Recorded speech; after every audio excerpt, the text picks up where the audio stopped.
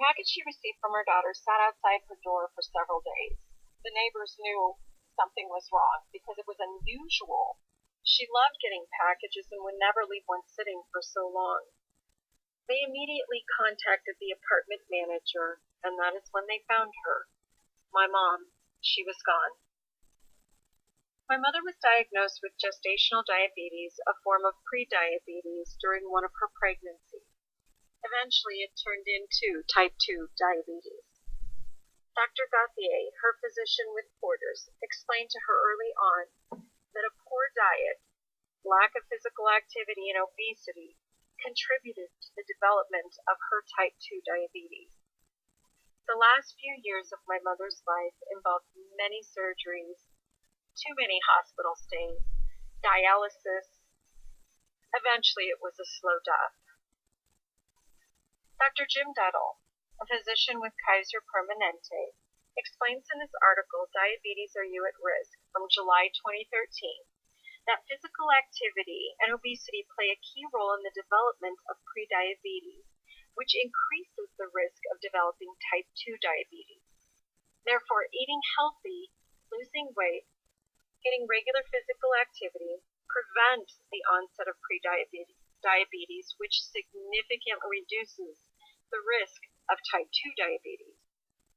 Today, I would like to share with you what the key contributors are for prediabetes, discuss why eating healthy and being active is an issue for some, and finally, the steps that you can take to prevent diabetes.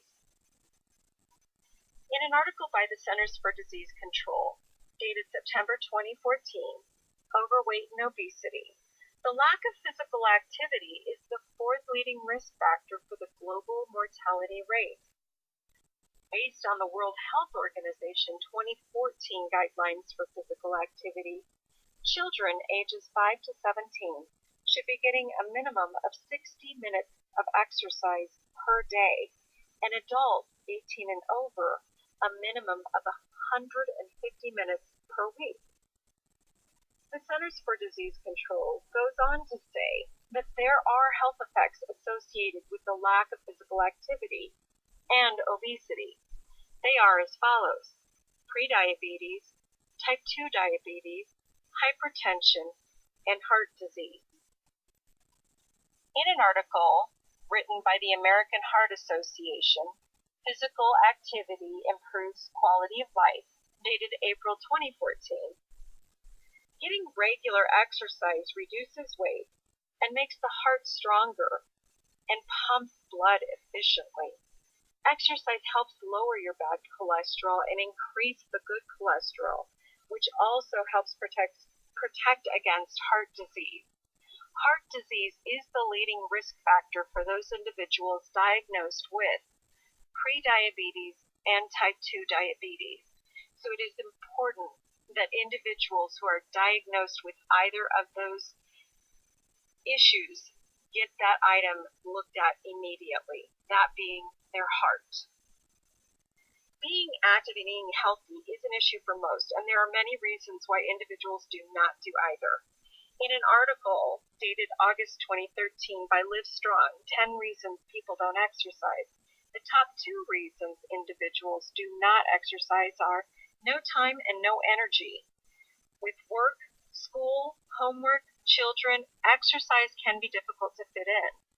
A few suggestions to incorporate exercise in your day are: take the stairs when you can, walk on your break or lunch hour, maybe exercise at a time of day when you have more energy, or stop by the gym before you go to work, or go home. Finally, playtime with the children outdoors is another wonderful way to get exercise and bond. In an article written by the American Diabetes Association, Healthy Eating, from April 2013, there are simple steps one can take to begin eating healthy. It is important to understand the amount of calories you should eat daily and not to eat more than you can burn. That is the primary and first step to eating healthy, is understanding intake and what you can burn. Making a grocery list prior to going to the store will keep you organized and on task. Purchasing leaner meats, whole grains, refraining from sweets, and eating foods in their natural state are also helpful. Planning your meals ahead of time, never shopping when you are hungry. Fresh fruits and vegetables are healthier than canned, so you want to avoid those aisles that have high fat content in them and are processed foods. Making sure that you stay on the outer perimeter of the grocery store and shopping in those aisles first, where you can purchase fresh foods, it's also beneficial. So what can be done to prevent diabetes? Increased awareness and education on the impacts of the disease is definitely needed. The American Heart Association, along with the American Diabetes Association, state that prevention is key. Eating healthy foods that are good for you and regular exercise will keep you alive and healthy much longer. It also states a little goes a long way. It will take baby steps, but anyone can do it, and the rewards outweigh the health risks. Prediabetes is preventable and treatable with a healthy diet and exercise. Although these are commitments most can't make, making small changes and consulting with a physician will help you work toward a healthy lifestyle. In the end, watching my mother go through pancreatitis and dialysis was not only difficult, but very heartbreaking. She wished she could go back and make those changes that she was asked to make, but was so frustrated that she had not, and couldn't. It was too late.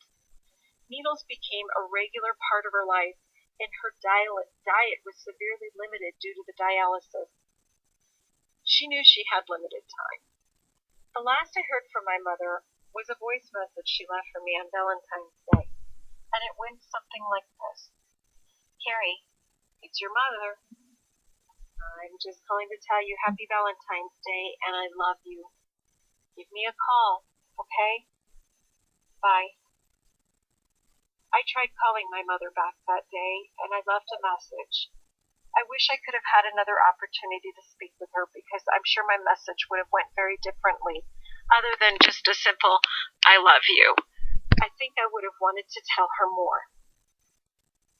My mother passed away on February 19th, several days after Valentine's Day.